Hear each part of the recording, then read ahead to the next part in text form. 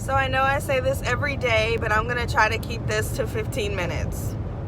I think I jinx myself whenever I say that. So there was a lot of obstacles to me coming on this morning. They were all like created in my head, but they were obstacles nevertheless. So the fact that I actually pressed play or record or whatever just now is a big deal. So maybe I have something to say that will help someone, because I was persistent in making sure I got this message out, even though I have a froggy throat, which, guys, that did not start until I decided to go live. Like this morning, normal throat. And then I was like, let me go ahead and go live, even though I feel like a little bit. I'll tell you why I feel like not into it. And then I decided to go live. See, my voice is normal now. I decided to go live, and then my throat got all froggy. So maybe it's resistance or nerves or something. I don't know. And the other thing is, I really, really miss the Instagram filters. Like really, really. Like I put on lipstick today because I really miss the Instagram filters. So I just asked the universe to give Facebook the filters from Instagram so that everybody can look beautiful and make videos and look perfect, because it's really frustrating. So my skin is not perfect, obviously. It's far from perfect. My complexion is a little bit blotchy, and it's worse if I haven't slept well. And I don't know if you know or not, maybe not if you're just new to watching, but I committed to myself that I would take better care of myself and sleep better and meditate every day and do yoga, among other things. Like I'm also doing weightlifting too. And if you could believe this, another obstacle for me going on today is I feel out of alignment because I have not meditated in 3 days. Today's Tuesday. I haven't meditated in 3 days, maybe 2 days. It feels like forever because I'm so used to getting that daily connection to God and spending some time quiet and quieting my mind and letting, my inner being kind of guide me and speak to me. I still feel guided, but I don't know. I still feel loved. I still feel held, but I feel like, I feel tired, which is why I didn't meditate yesterday, because I was like, you have skipped a day. You have got to meditate today because it's like you get addicted to it. It's just like, oh my gosh, I need that connection. It's like fresh air. I need the fresh air. And then I was so tired that I like put my kids to bed, and next thing I know, I was waking up and I had just totally just falling asleep any old kind of way, and so I didn't meditate yesterday, and I feel it. So that was another barrier to me coming on, because I don't know if I feel uninspired. That's part of it. And the other part of it is the topic that I want to talk about today, because it's a little bit embarrassing, I guess. I don't know. Maybe embarrassing. Maybe just, I don't know. But as I always say, I promised you real life. So I'm not just going to come on and be like, hey, look, everything is Instagram beautiful and life is Instagram perfect. Even though I do wish that I had an Instagram filter. Like that would make me really happy. Good morning. Hey, Chi. Hi, Diane. Hi, Loki. I'm feeding the cat right now and getting coffee. Yes, so I promised you real life, so that means like the good and the bad and the ugly and everything in between, and that is what made me press record, because apart from that, I would probably just share this with my mastermind group and leave it at that. Maybe SOS girls, but they're not as, the mastermind group is talking about money, so that's why it's more relevant there. But this show is all about the last 24 hours of my life, because I do it every day at the same time, and I talk about the revelation that I've had in the last 24 hours, and it never fails. I have an epiphany. It never fails. And I don't do it on the weekend, but I have so many epiphanies on the weekend too. So the weirdest thing is that every single day, I mean, that's how fast forward my life is moving, and I'm grateful for it. And it's probably moving that quickly forward because I'm focusing on what can I learn today, how can I grow today. And it may not always be what I want to learn or in the direction I want to grow, but it's always helpful. And that's why I feel like my connection to source is the most important connection that I have. So my 24-hour epiphany was, just as the title suggests, money blocks. Because I realized yesterday that I have a money block. I have done the, we all have money blocks. Like, I have a lot of money blocks, but the one I realized yesterday was like new to me. It was like a blind spot that I didn't even realize I had. So, I've done the Mind Valley Masterclasses, a lot of them. I love them. They're awesome. With Vishen Lakhiani. And one of them that I did right before we had our big debt-free miracle was with Christy Marie Shelton. And she did she's a lady who talks about the energy clearance, and she talks about money blocks. And even in her masterclass, she says, and it's a free masterclass, she says a lot of times after people do this, they get large windfalls. And she's like, email me or whatever, however you contact her, and let me know like what financial breakthrough you have after this masterclass. And so I believe that because, you read the testimonials, and I was like, oh yeah, I'm going to have a breakthrough. I did not know it was going to be what it was. But 9 days later, I get a check for like $115,000. And we actually ended up getting 4 checks at one time, like 4 checks on one day. And then we got like several checks after that. And then every time I go to the mailbox now, there's a check. Actually, I went yesterday and it was like just junk mail. But usually there's checks and checks and checks. If there's not a check, there's good news. Like, oh, your mortgage payment is going to be lowered, or, oh, whatever, your water bill was lower than it was, and just randomness. But it's like good news in the mailbox. And I used to hate going to the mailbox because it was always bad news. So now it's all good news. And so it all started with that Christy Marie Shelton masterclass. And basically what she was doing was talking about identifying your money blocks and clearing them. And then there was like a meditation at the end where you go back to your childhood and you think about, where you learned something about money and what it was and what it meant to you. Because all of our money truths begin before we're 10 years old. By the time we're 10 years old, it's locked in. It's signed, sealed, and delivered. And the only way to fix it is later, like now. You identify it and then you start to change it. And the way to change it is through repetition. So I always tell the girls in the mastermind group, you need to do your affirmations. You need to say them over and over and over again, because your affirmations will undo what your subconscious has fixed in your mind. And so my mastermind group there's not a lot of high engagement, I'll tell you. Diane will comment and post video and initiate threads and everything. She's awesome.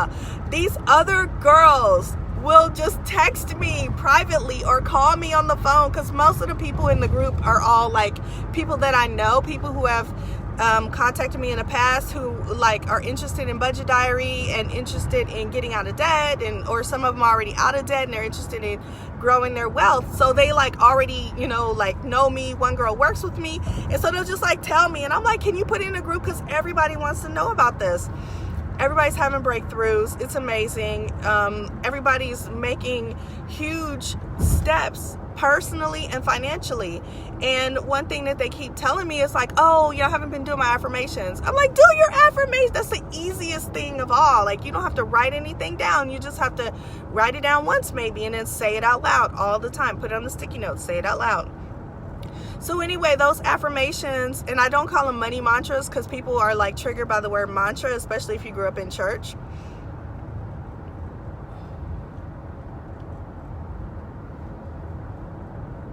Is there a lost connection?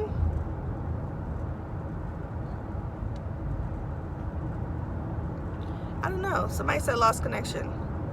I'm going to keep recording because I think it's recording, and then I'll watch it back to see. And then I'll just post it on the blog. And on YouTube. Yes. So do your affirmations, and that is how you change what your subconscious beliefs are. And that's what you really want to do, is change those beliefs. So, what happened to me yesterday is that I realized, oh, good.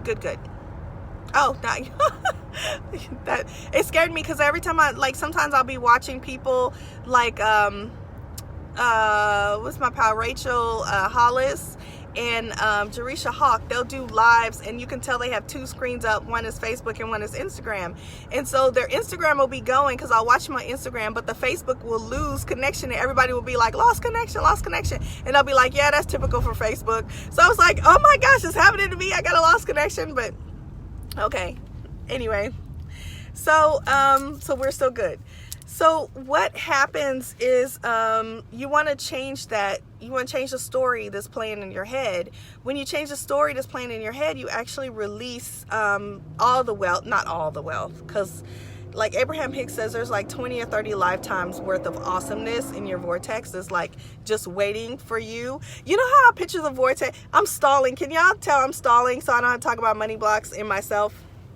So I picture the vortex is like, you know, on New Year's Eve when there's that balloon drop and there's that huge like net over the dance floor or whatever, and it's full of balloons, and then like it's like 3, 2, 1, and all the balloons drop from that net. That's how I picture the vortex.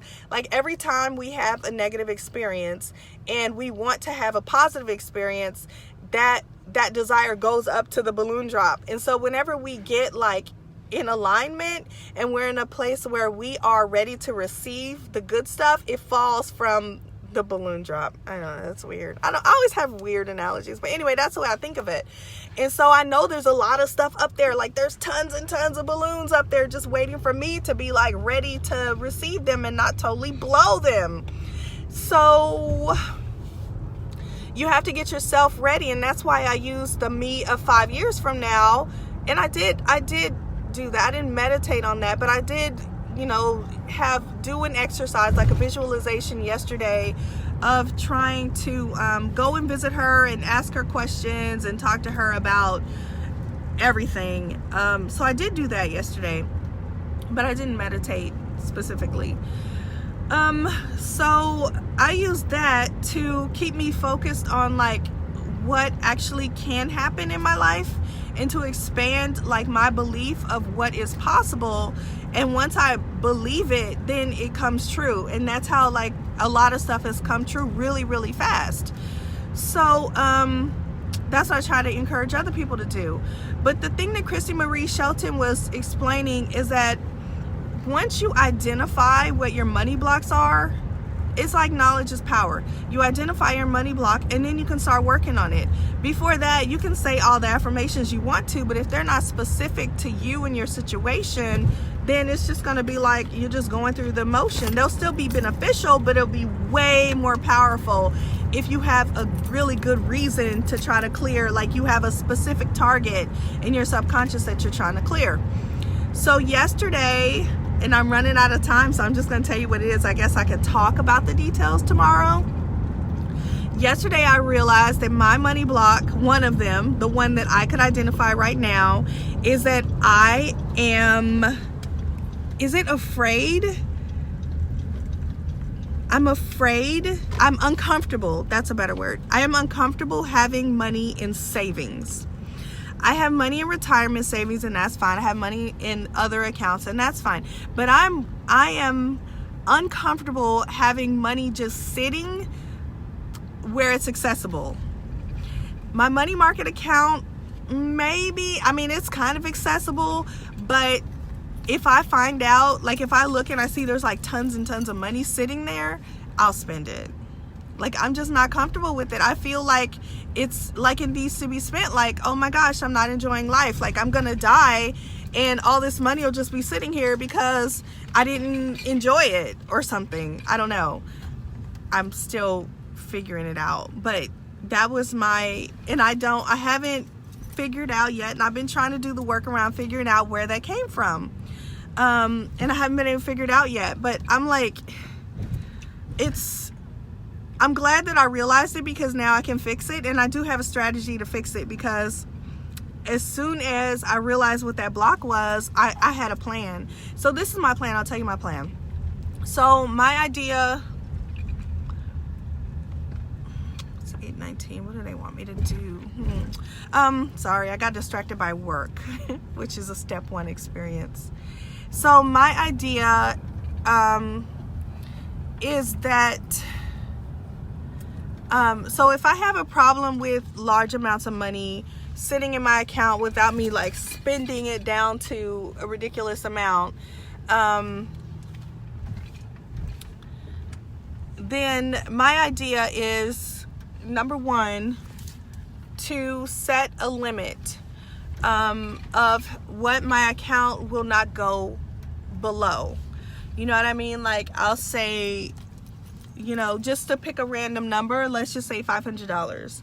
And so you say, okay, you know what? My account is not, and this is my money market account, because I'm definitely not going to let money sit in a regular savings account where it's not going to earn any interest at all. It's going to sit in an account where it's a high interest earning account. So I'm going to say, okay, $500. And this is separate from the emergency fund, separate from any of that. This is like a totally just savings, maybe a holiday fund or a sinking fund. I'm not going to let it go below $500. If it dips down, say it's $475, I'm going to hustle until I can get it back above $500, and $500 is the lowest limit that it will go.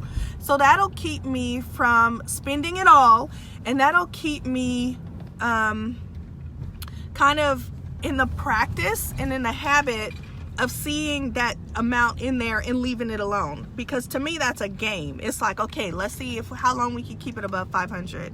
If I'm successful at keeping it above 500, then I'm going to start building it up and saying, okay, the new limit is 1,000. I'm going to keep it at 1,000. I'm not going to go below 1,000 at all, ever. And I'm just going to keep working it up, up and up and up as high as I can tolerate it.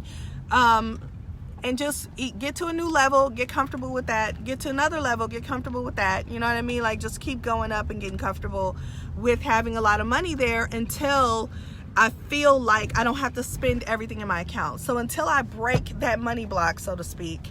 But I'm also going to do the work around figuring out where it came from and why I feel that way, and just, getting myself focused on being a better person in general. She says, my money block is worrying about not having enough. Yep, definitely. And I grew up with that feeling, and I think probably a lot of people did. And I'm trying to be really mindful over what I say to my kids, because I don't want them to have that feeling. And I was telling the mastermind group yesterday, I tell my kids, look how pretty the sky is. I tell my kids that we're rich. I tell them we're rich all the time, because we are, and I want them to be able to see abundance in everything. So I tell them we're rich in toys, we're rich, when the dishes are dirty, we're rich in dishes. We're rich in everything. And I just tell them that just so that they are able to recognize abundance all around them, and that they don't feel like there's lack or there's want or anything like that. So that is one way that I help to fix the next generation.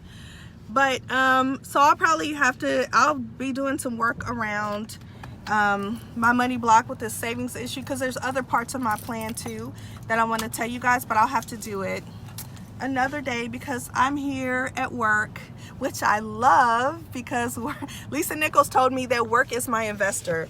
She was like, do not quit your job, because work is your investor, and it helps you to afford things like coming to see me in the Bahamas. So I was like, yay! So I come to work, and it's sometimes super frustrating, and I'm just like, work is your investor, work is your investor. So we're the richest 5% people on the planet. I like that. Yeah, I mean, kids absorb. I mean, that's the thing, and I didn't know it, but we as kids, we just absorbed all this stuff. We didn't realize like any of the ins and outs. We just absorbed it, took it as face value. Money doesn't grow on trees. Oh my gosh, there's not enough to go around. When they are printing money every day. There's money everywhere. Here's an exercise you can do with your kids. Look around all over at everything. We look at the stars when it's not overcast. We look at the stars and we're like, you know what? look at how many stars. There's abundance in the sky. Look at the grass, all the blades of grass. There's abundance on the ground. There's abundance in the trees. Look at all the trees. My kids are only 3. So I have them doing all this stuff. And, you know, you're on the freeway and you're looking at, you know, how many white trucks do you see? How many white cars do you see? How many black cars do you see? How many, you know, red cars do you see? And then, you know, we're rich, you know. There's money all around us. There's abundance all around us. And we just have to recognize it. And so that's what I'm trying to put into my kids, not to feel like there's not enough to go around. I heard this morning this lady who works in oil and gas who said, need is here. So anyway, I am going to work now because yay. And I will finish. I'll tell you guys what happened. I'll tell you about my money block that I found. I'm so embarrassed, but I'll tell you about my money block that I found tomorrow.